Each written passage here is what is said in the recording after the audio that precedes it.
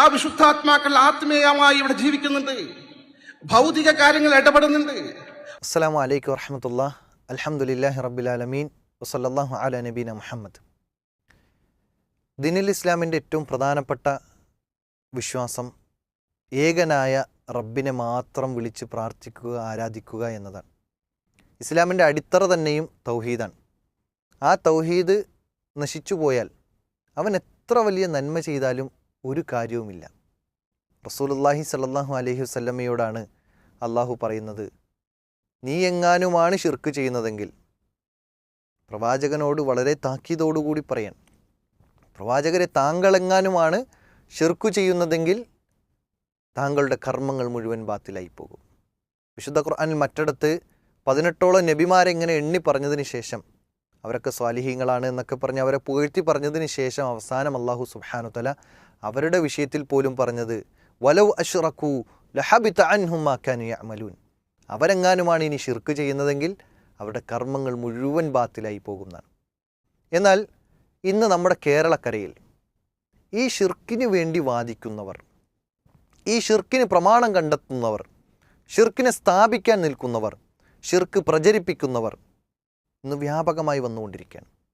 അതിൽ സമസ്തക്കാരുടെ നേതാവായ അമ്പലക്കടവ് ഫൈസി 100ാം വാർഷികത്തിൽ പറഞ്ഞ ഒരു പ്രസംഗത്തിൻ്റെ ഭാഗം നമുക്കൊന്ന് കേൾക്കാം. മഹാത്മാക്കൾ മരിച്ചുപോയവരാണെന്ന് സത്യമാണ്. മരിച്ചുപോയവർ എന്നല്ല അവരെ കുറിച്ച് പറയുന്നത് കിതാബുകളിൽ അൽ അർവാഹുൽ മുഖദ്ദസ, വിശുദ്ധാത്മാക്കൾ എന്നാണ്. വിശുദ്ധാത്മാക്കൾ മറഞ്ഞ വഴിക്ക് ഉപകാരം ചെയ്യും. അദ്ദേഹത്തിൻ്റെ സംസാരത്തിലെ ഒന്നാമത്തെ കളവും വലിയ ആരോപണവും, ഇസ്ലാമിൽ പറയാൻ പാടില്ലാത്ത വലിയ ആരോപണമാണ് ഇവിടെ പറഞ്ഞിട്ടുള്ളത്.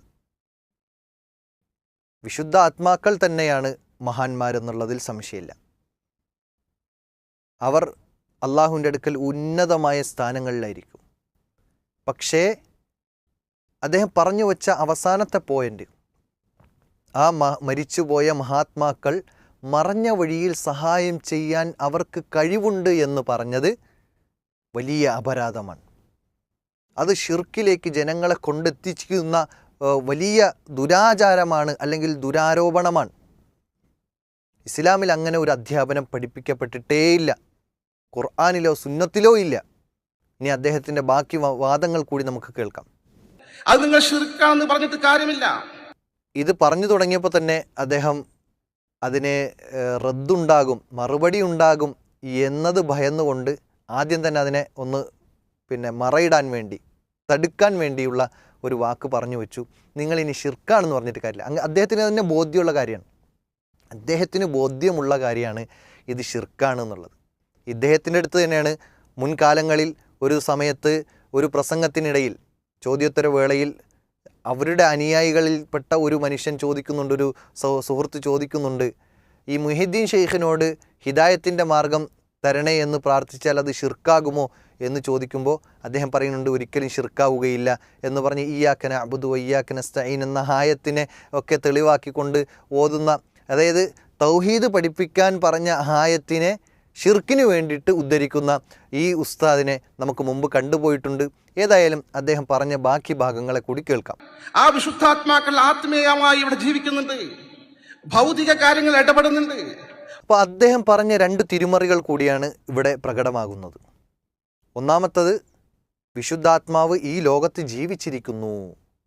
രണ്ടാമത്തത്, അവർ ഭൗതികമായ വിഷയങ്ങളിൽ, നമ്മുടെ വിഷയങ്ങളിലൊക്കെ ഇടപെടുന്നു. എന്താ തെളിവ്? ഇങ്ങനെ തെളിവ് ചോദിക്കുന്ന അവർക്ക് അറിയാമെന്നുള്ളത് കൊണ്ട് തന്നെ ഉടനെ എടുത്തു പറയുന്നു വിശുദ്ധ ഖുർആനിലും സുന്നത്തിലുള്ളതാണ് എന്ന്. കേട്ടു നോക്കി. വിശുദ്ധ ഖുർആൻ സുന്നത്ത് പഠിപ്പിച്ചിട്ടുണ്ട്. ഉസ്താദ് എവിടെയാണത് പഠിപ്പിച്ചതെന്നൊന്ന് പറഞ്ഞുതരാൻ കഴിയുമോ? നമ്മൾ കണ്ടിട്ടില്ല. ഖുർആൻ ഒരു ആവർത്തിയൊക്കെ ഒന്ന് അർത്ഥം വെച്ചൊക്കെ നോക്കി പഠിച്ചൊക്കെ ചെയ്തിട്ടുണ്ട്. അതുപോലെ ഹദീസ് കുറച്ചൊക്കെ ഒന്ന് വായിച്ചു നോക്കിയിട്ടുണ്ട്. ചിലപ്പോൾ നമ്മൾ കാണാത്തായിരിക്കാം. നിങ്ങളൊന്ന് കാണിച്ചു തരുമോ ഉസ്താദ്? അന്ന് അതൊന്ന് കണ്ടെത്തിയിട്ട് അടുത്തൊരു വീഡിയോ ചെയ്യുന്ന സമയത്ത് എൻ്റെ ഈ ഒരു റിക്വസ്റ്റ് പരിഗണിച്ചുകൊണ്ട് ഖുർആനിലും സുന്നത്തിലും വന്ന ഇത്തരം തെളിവുകളൊന്ന് സമർപ്പിച്ചാൽ നമുക്കൊരു വിശ്വാസമാവും. ഇപ്പോൾ നമുക്കൊരു വിശ്വാസം ഇല്ലാത്തൊരവസ്ഥയുള്ളത്, അതായത് നിങ്ങൾ പറഞ്ഞ വിഷയത്തിലുള്ള വിശ്വാസമില്ലായ്മ, അതല്ലാതെ അള്ളാഹു ഉണ്ട്, റസൂലുള്ള ഉണ്ട് എന്നുള്ളത്, അതുപോലെ പരിശുദ്ധാത്മാക്കൾ ഉണ്ട്, അവരെല്ലാം പുണ്യാത്മാക്കളാണ്, മഹാന്മാരൊക്കെ പുണ്യാത്മാക്കളാണെന്നൊക്കെ വിശ്വാസമുണ്ട് നമുക്ക്. പക്ഷേ അതിനപ്പുറം നിങ്ങൾ പറഞ്ഞു വെച്ച ഈ വാദം ഉണ്ടല്ലോ, അവർ ഈ ദുനിയാവിൽ ജീവിച്ചിരിപ്പുണ്ട്, അതുപോലെ ദുനിയാവിൻ്റെ വിഷയത്തിൽ ഇടപെടുന്നുണ്ട് എന്നൊക്കെ പറഞ്ഞ് നിങ്ങളുടെ ഈ തള്ളുണ്ടല്ലോ, അത് തള്ളല്ല എന്ന് തെളിയിക്കൽ നിങ്ങളുടെ ബാധ്യതയാണ്. കാരണം നിങ്ങളാണ് വാദം കൊണ്ടുവന്നത്. അപ്പോൾ ആ വാദത്തെ തെളിയിക്കുക എന്നുള്ളത് നിങ്ങളുടെ ബാധ്യതയാണ്. അതിനുവേണ്ടി ഞാൻ നിങ്ങളോട് ആവശ്യപ്പെടുകയാണ്, നിങ്ങൾ എന്ത് ചെയ്യുക, അതിനുള്ള തെളിവുകൾ ഹാജരാക്കുക. ഇനി അദ്ദേഹം ബാക്കി സംസാരിക്കട്ടെ. ഈ കാണുന്ന പ്രവിശാലമായ സദസ്സിൽ പോലും എത്രയോ വിശുദ്ധാത്മാക്കൾ ഉണ്ട് എന്ന കാര്യം ഉറപ്പാണ്.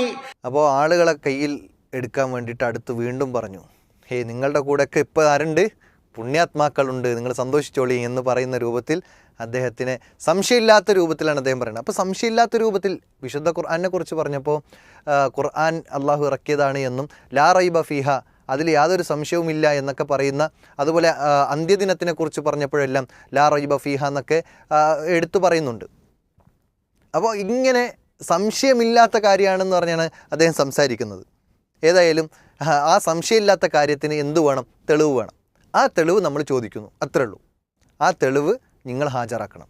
ഇനി ശരി, അദ്ദേഹത്തിൻ്റെ ബാക്കി സംസാരത്തിലേക്ക് കടക്കാം. വിശുദ്ധാത്മാക്കൾ യാഥാർത്ഥ്യമാണ്. അവർ മരിച്ചുപോയി മറഞ്ഞുപോയി എന്ന കാരണത്താൽ അവരിൽ നിന്ന് ഗുണം പ്രതീക്ഷിച്ചാൽ മുശ്രിക്കാവും കാഫിറാകും എന്ന വാദം നിരർത്ഥകമാണ്.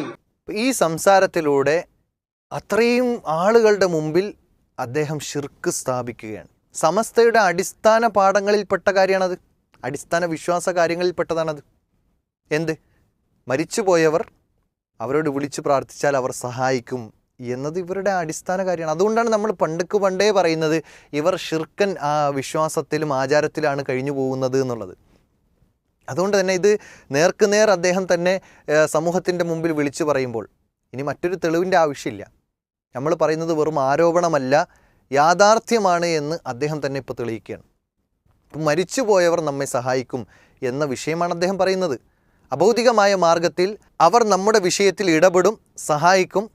ഇനി അവരുടെ ഭാഷയിലേക്ക് ഒന്നുകൂടി ഇറങ്ങി പറഞ്ഞാൽ നമ്മുടെ രോഗങ്ങൾ മാറ്റാൻ മഹാത്മാക്കൾക്ക് കഴിയും, നമുക്ക് കുട്ടികളെ നൽകാൻ മഹാത്മാക്കൾക്ക് കഴിയും, അതുപോലെ നമ്മുടെ പ്രതിസന്ധികൾ മാറ്റാൻ മഹാത്മാക്കൾക്ക് കഴിയും. ഇങ്ങനെ ആളുകളുടെ പ്രശ്നങ്ങളിലേക്ക് ഇറങ്ങി ചെന്നിട്ടാണ് ഇതിനൊക്കെ പരിഹരിക്കാൻ എന്തേ മാർഗമുള്ളൂ, മഹാത്മാക്കളായ ആളുകളെ വിളിച്ചു പ്രാർത്ഥിക്കലേ മാർഗമുള്ളൂ എന്ന് പറഞ്ഞ് റബ്ബിൽ നിന്ന് പടപ്പുകളെ അകറ്റി അള്ളാഹുവിൻ്റെ സൃഷ്ടികളിലേക്ക്, പടപ്പുകളിലേക്ക് ആളുകളെ അടുപ്പിക്കുന്ന, ഷിർക്ക് സ്ഥാപിക്കുന്ന ഇത്തരം സംസാരങ്ങളാണ് നമുക്ക് പൊതുവേ സമസ്തയുടെ വേദികളിൽ കാണാൻ കഴിയുന്നത്.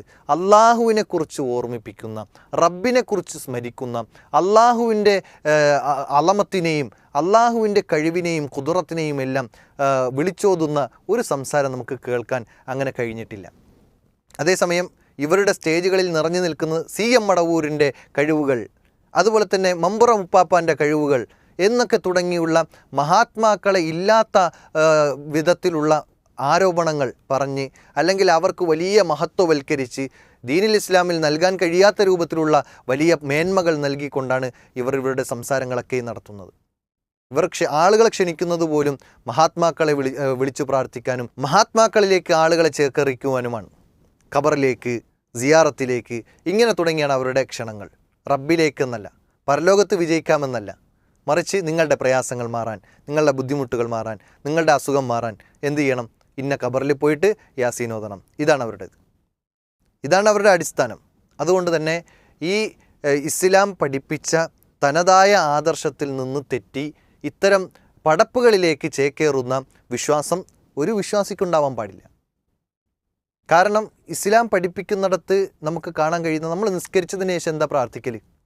അല്ലാഹുമ്മ ലാ മാനിഅ ലിമാ അഅതൈത വലാ മുഅതിയ ലിമാ മനഅത വലാ യൻഫഉ ദൽ ജദ്ദു മിൻകൽ ജദ്ദ്.